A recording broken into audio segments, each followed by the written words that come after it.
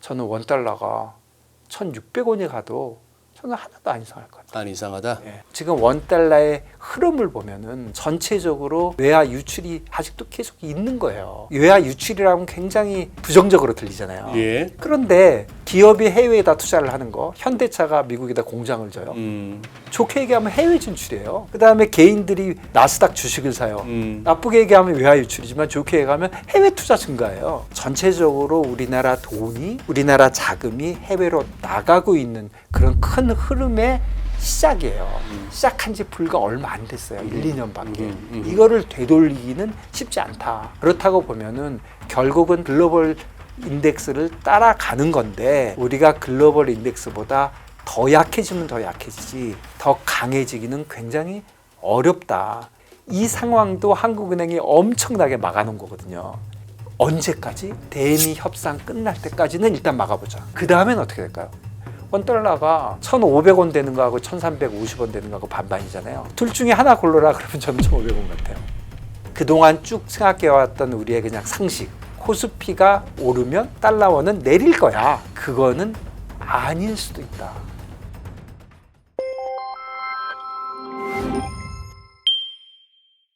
달러 인덱스가 그게 한 100이나 105 사이다. 야, 그러면은 105라는 숫자에 가깝다는 얘기는 우리는 뭐 1,500원도 각오해야 된다는 얘기네요.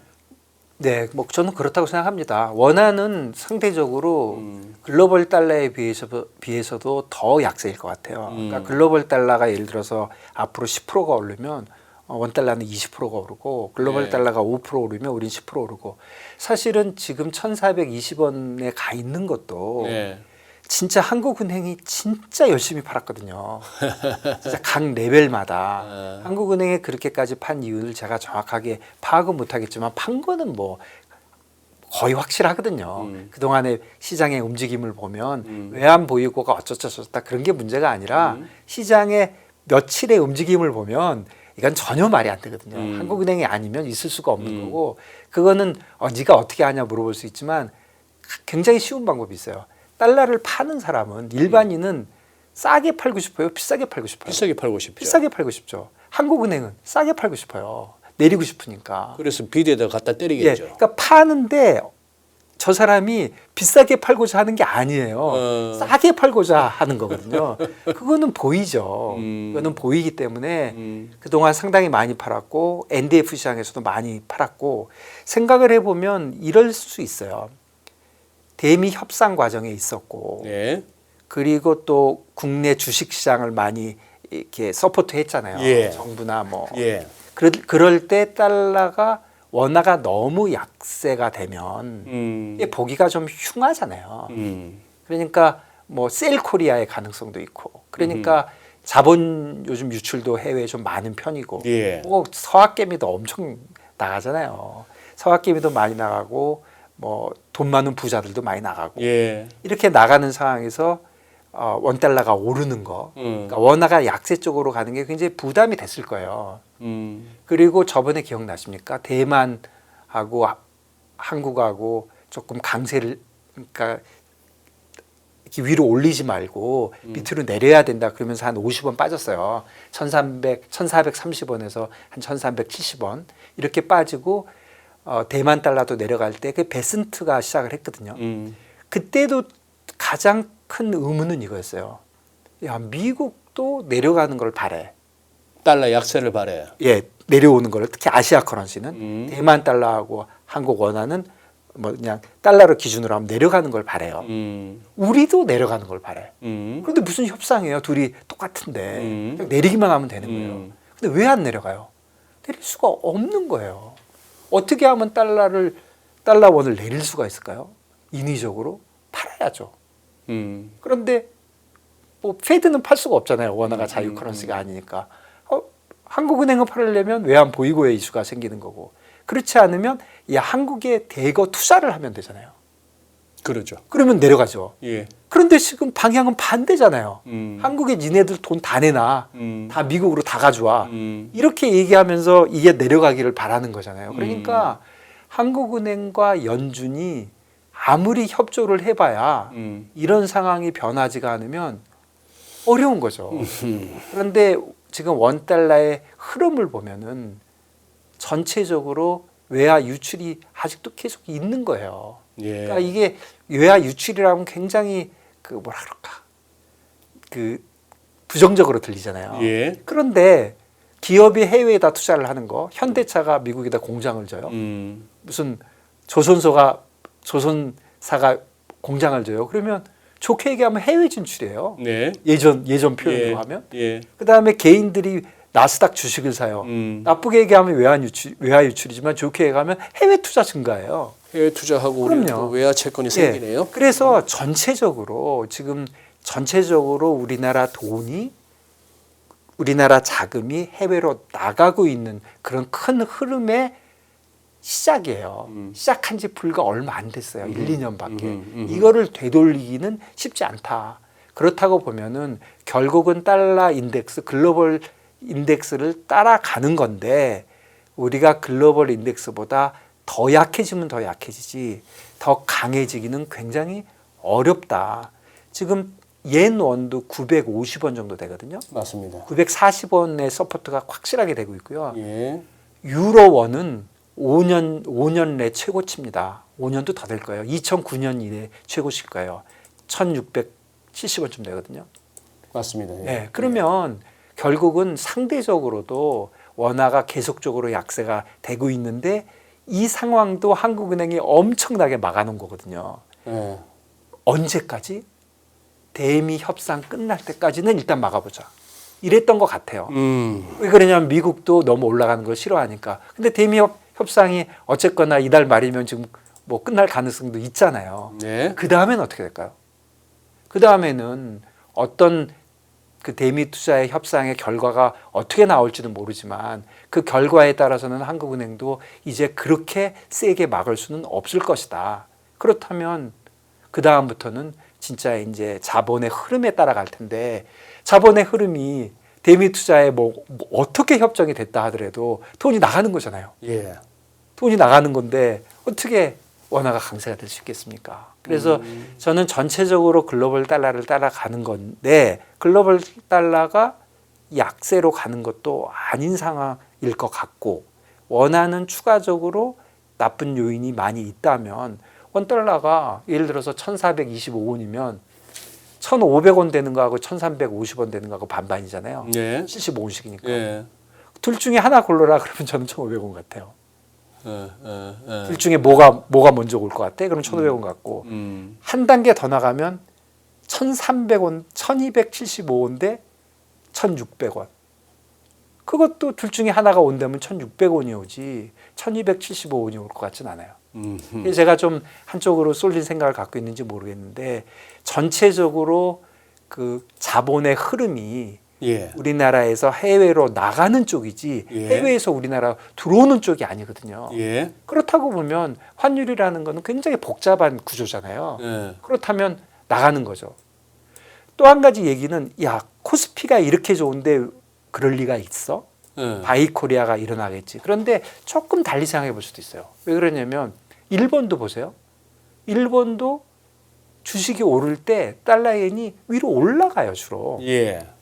왜 그러냐면 달러엔이 올라가야 일본의 대부분 기업들은 수출 기업들이잖아요. 예. 예. 그러니까 기업은 좋은 거예요. 예. 이거는 좀 극단적인 얘기인지도 모르겠지만 예. 우리 수출 기업들 우리가 예를 들어서 달러 원이 1,500원이 됐어요. 예. 그러면 삼성전자, 현대차한테 나쁠까요? 거긴 괜찮아요. 음. 그냥 우리나라 경제의 자본이 해외로 많이 나갈 뿐이죠. 그렇다면 코스피가 5천이 돼도 보통은 코스피가 5천이 되면 원달러는 1280원이 가 있을 거야. 이렇게 얘기를 하잖아요. 이게 그동안 그렇게 많이 움직였으니까. 예. 근데 지금은 좀 달리 생각해 볼게. 코스피가 5천이 돼도 원달러가 1500이 될 수 있어요. 기업은 좋은 거죠. 왜 그런 거 있잖아요. 기업은 좋은데 국민들은 너무 힘든 거 있잖아요. 예. 그럴 수 있거든요. 지금 기업은 회사의 밸류잖아요. 예. 우리나라 회사의 밸류는 굉장히 좋은데 예. 주로 수출 기업들이고 또 본거지가 점점 해외로 나가는데 예를 들어서 삼성전자가 미국에다 공장을 많이 짓고 현대차가 많이 졌어요. 돈을 잘 벌어요. 어떻게 될까요? 주식이 오르겠죠. 그럼 코스피도 오르죠. 삼성전자가 뭐 여기서 상장 폐지를 하고 미국으로 가는 게 아니라면 그러면 오르겠죠. 그렇지만 그 돈이 한국으로 들어오진 않아요. 예.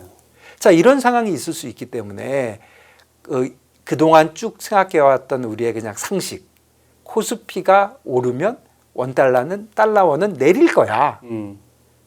강세가 될 거야. 그거는 아닐 수도 있다.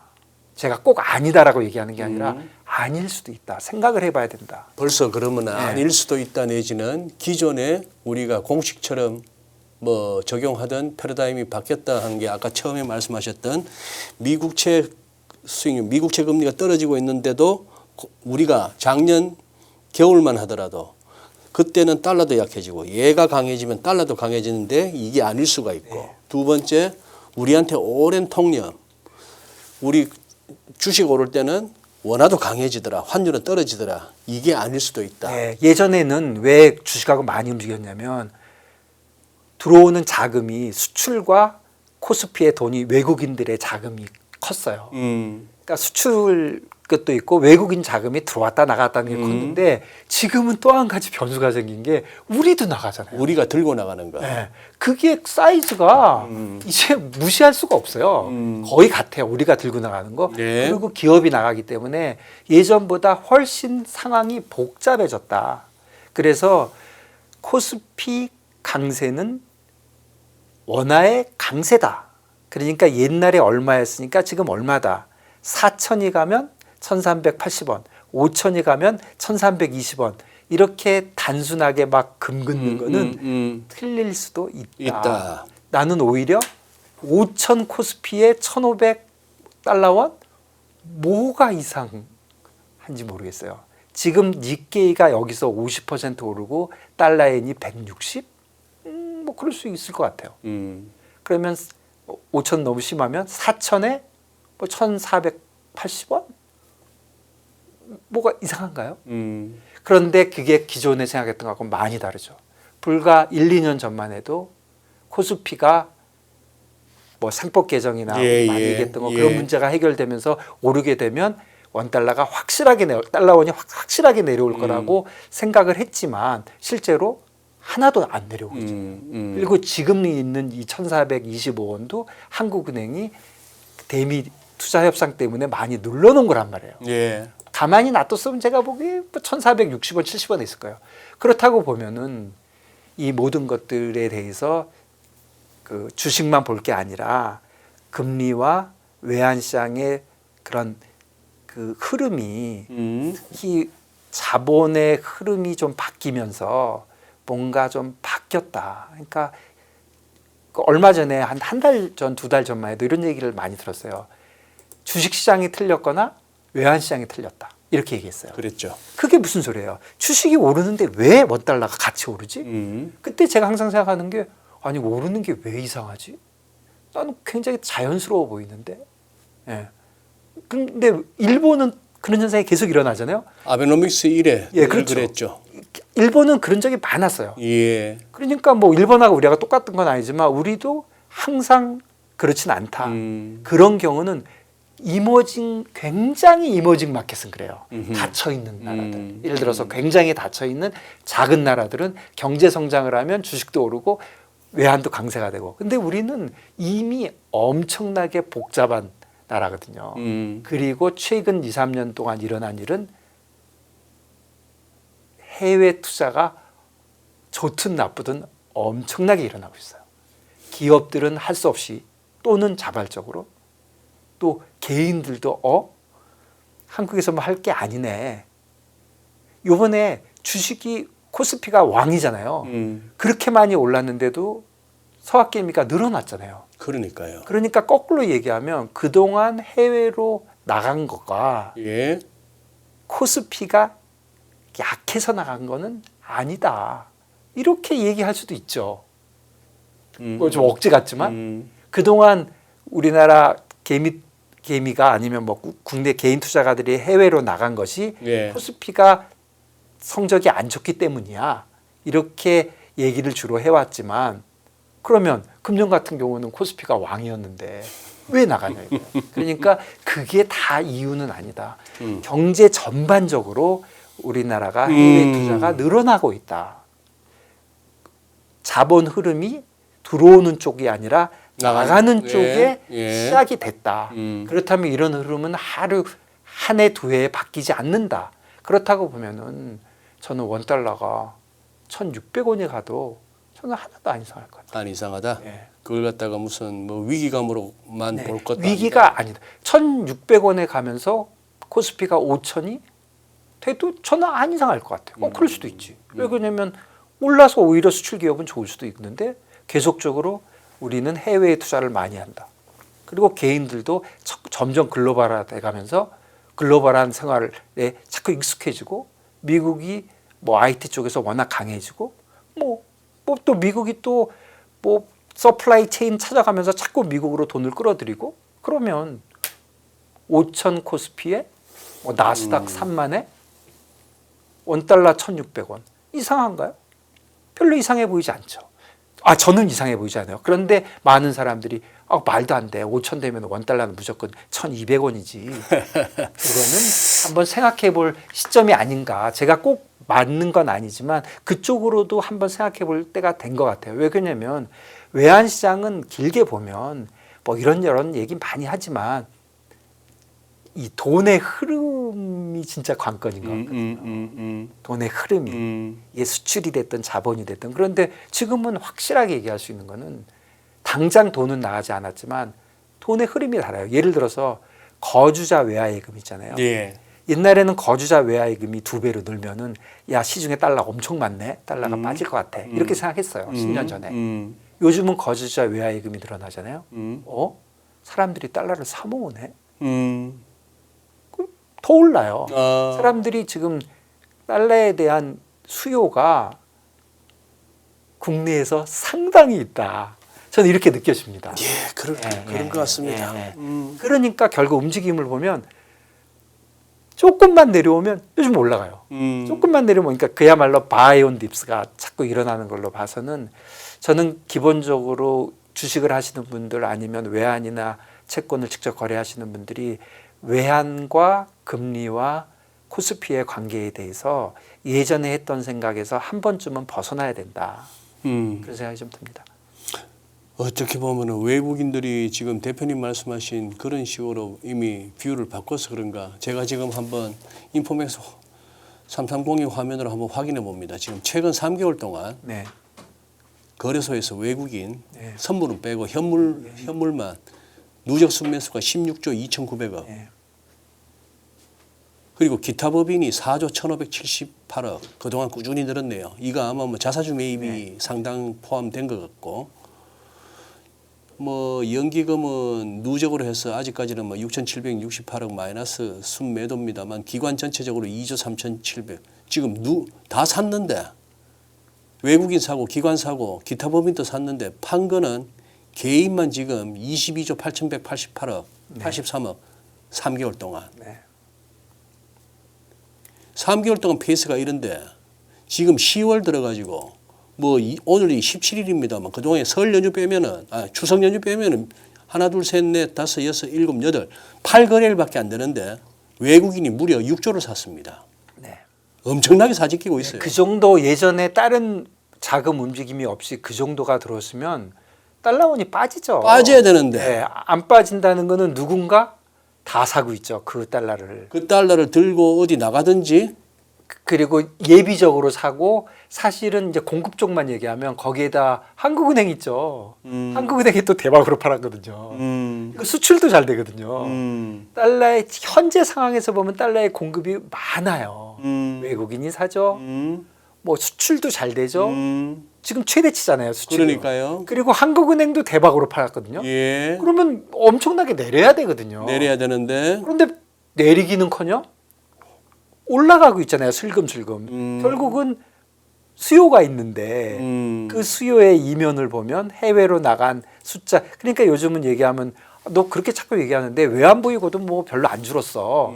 외환보유고가 안 줄죠. 왜 그러냐면 수출도 잘 되고 외국인 자금도 결국 외환시장을 흘러서 다 들어가는데 그러니까 결국은 지금은 현재의 흐름이 문제가 아니라 앞으로 대한 기대가 반영이 돼 있거든요. 막말로 3,500억 불을 줘야 되면 어떻게 되겠습니까? 네. 답이 안 나오는 거죠. 그러니까 장래에 대한 투자가 그 수요가 엄청 있기 때문에 주식이나 똑같은 거죠. 오늘 돈 잘 벌어도 앞으로 돈 못 벌 것 같으면 주식은 떨어지는 거잖아요. 지금 달러가 많아도 앞으로 부족할 것 같으면 달러 오르는 거거든요. 그런데 그런 수급이 진짜 외환시장은 거의 뭐 전체를 지배하는 건데 그런 수급에서 기대가 수요가 많을 거라는 기대가 많이 있다는 거죠. 그리고 이 환율 관련해서 자꾸 이제 뭡니까? 그런 어떤 기사를 갖다가 나오게 할 만한 분들의 말도 왔다 갔다 하고 우리 국내 언론의 기사도 자꾸 왔다 갔다 하는데 네. 이른바 통화수합 말입니다. 네.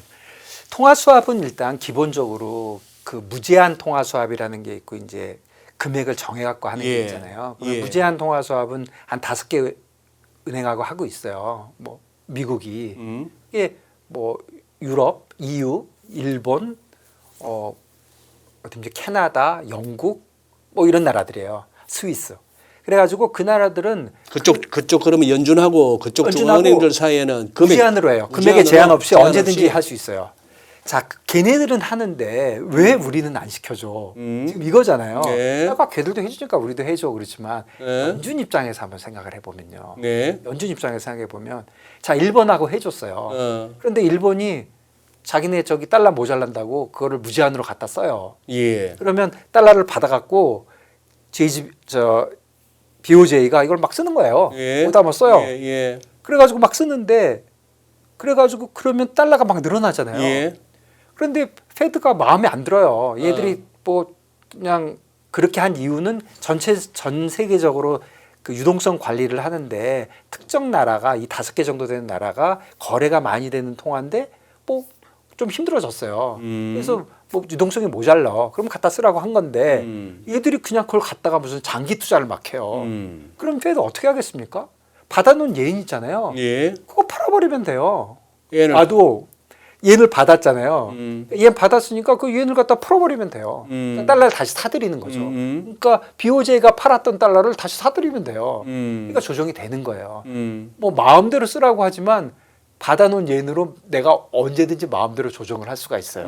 페드 입장에서는. 그러니까 뭐 4개 나라가 무슨 짓을 해도 내가 원치 않으면 끝이에요. 예. 특히 이렇게 생각해 보면 일본이 그 달러를 받아가지고 미국에 다시 투자한다고 생각을 해보세요.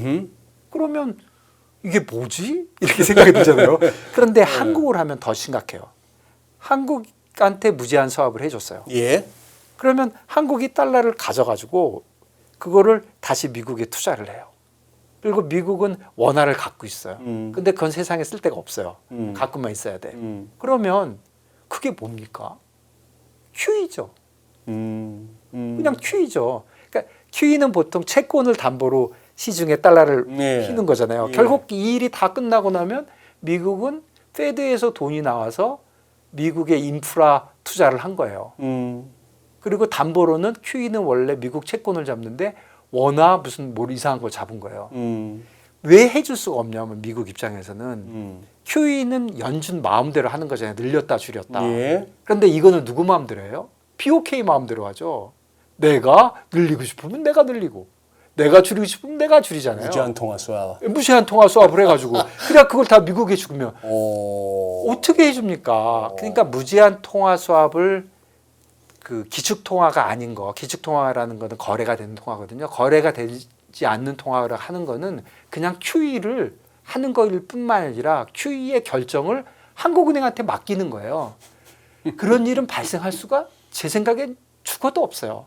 저는 예를 들어서 일주일 후에 무제한 수합을 미국이 해준다 그러면 저는 진짜 금융 더 이상 그만해야 돼요. 지금 저는 그렇게는 무조건 안 해요. 예. 할 수가 없어요. 예. 그렇다면 두 번째로 어떤 금액을 정해요. 막말로 3,500억 불을 해주겠다. 아니면 1년에 1,000억 불씩 필요하니까 1,000억 불을 1년 동안 해주겠다. 그것도 문제가 심각한 게 1,000억 불을 받아갖고 투자를 하잖아요. 뭐 미국 입장에서도 되게 웃기기도 하고요. 우선. 예. 그다음에 두 번째 문제는 우리 입장에서는 그 1,000억 달러를 10년짜리 미국 인프라스트럭처에 투자하는 거잖아요. 예. 사실 10년도 아닐 거예요. 50년이나 100년일 수 있어요. 언제 받을지 모르니까. 예. 그리고 통화 수합은 6개월에서 1년이에요. 예. 1년 후에 연장 안 해주면 어떡할까요? 음. 연장 그 연장의 뭐 이슈가 계속적으로 생기거든요.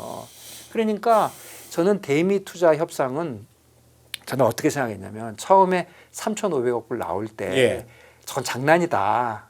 그냥 트럼프의 수사다. 예. 그러니까 우리가 뭐 현대차, 삼성전자 이런 데들이 다 투자하니까 그다음에 우리 또 조선사들은 미국에 하고 싶으니까 그거 합쳐 보면은 한 2,000억 불 정도 될 수 있을 것도 같은데 좀 부풀려서 3,500억 불 이렇게 얘기한 것이지 이거를 진짜 펀드 형태로 돈을 만들어 가지고 예. 그게 돈이 없으니까 예를 들어서 원래는 1,000억 불씩 3번 해야 되는데 300억 불씩 예를 들어서 10년을 하자.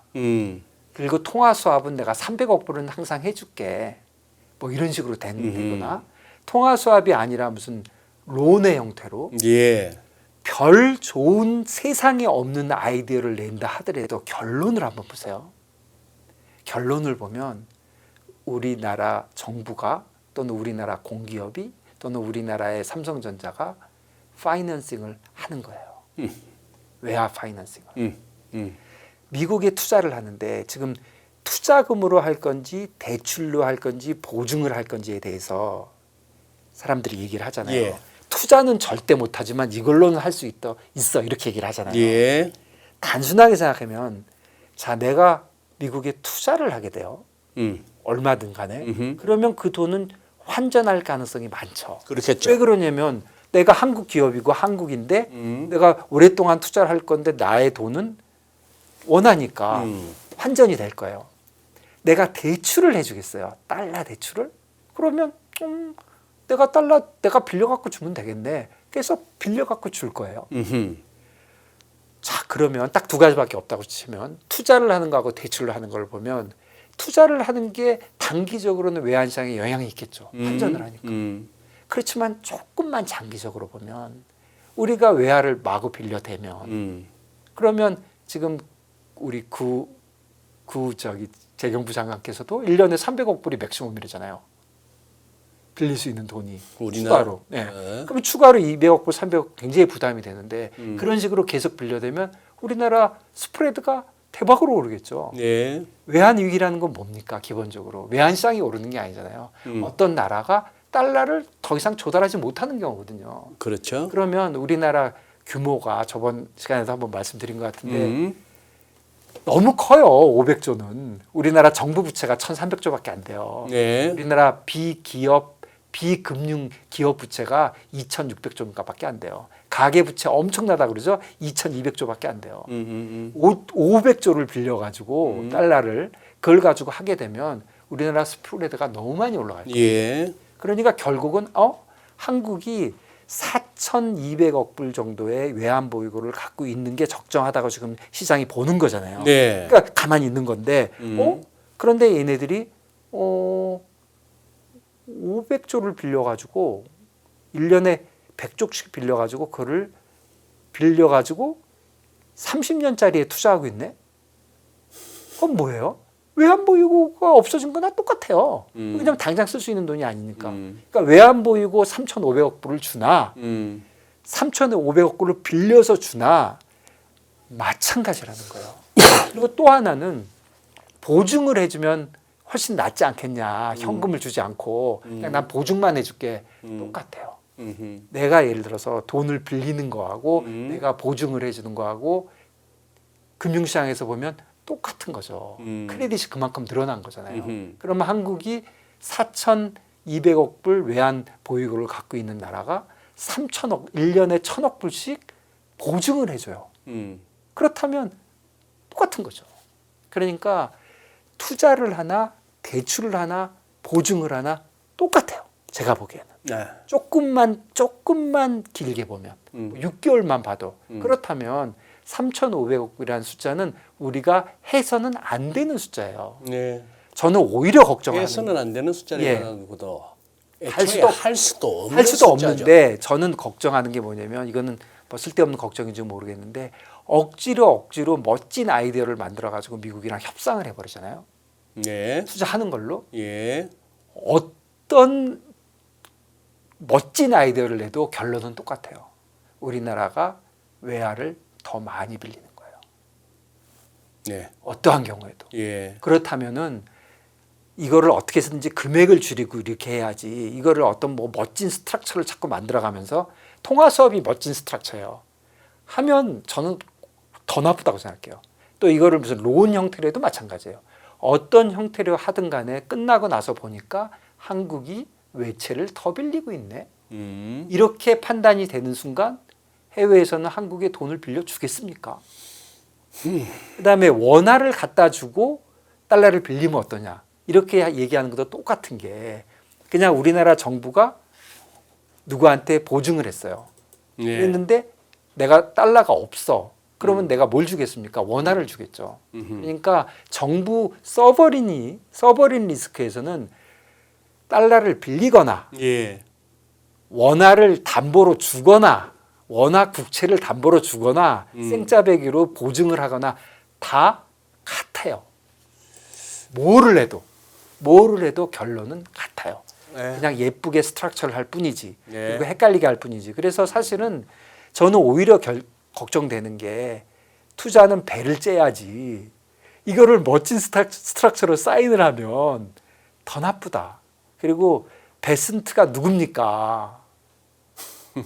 베슨트하고 제가 뭐 우리 공무원들을 폄하하는 건 아니지만 진짜 전문가들이거든요. 지금 도대체 이 대미 협상이 산으로 가고 있는 게 아닌가. 저는 투자 협정 자체를 그냥 배를 째고 차라리 뭐라도 다른 거를 줘야지. 그러니까 원달러에서 원화가 강세가 되려면 투자는 난 못하겠어. 그러니까 내 딴 거 하다못해 뭐라도 줄게. 뭐든 간에 뭐 비관세에 예. 망사용료가 되든 예. 이렇게 얘기하면 다들 싫어하겠지만 농수산물이 되든 우보가 되든 에어비앤비가 되든 구글 지도가 되든 방위비가 되든 대중 제재가 되든 이런 쪽으로 가야지. 대미 투자를 뭔가 멋진 아이디어로 해가지고 사인을 하면 무조건 달러원 시장에는 커다란 악재다. 물론 디테일을 봐야 되겠지만, 그래서 저는 개인적으로는 그게 뭔가 합의가 나왔다 그래서 달러원이 밑으로 내려오는데 내용을 보니까 진짜 투자를 하는 쪽으로 하면 그날 달러 사야 된다고 생각해요.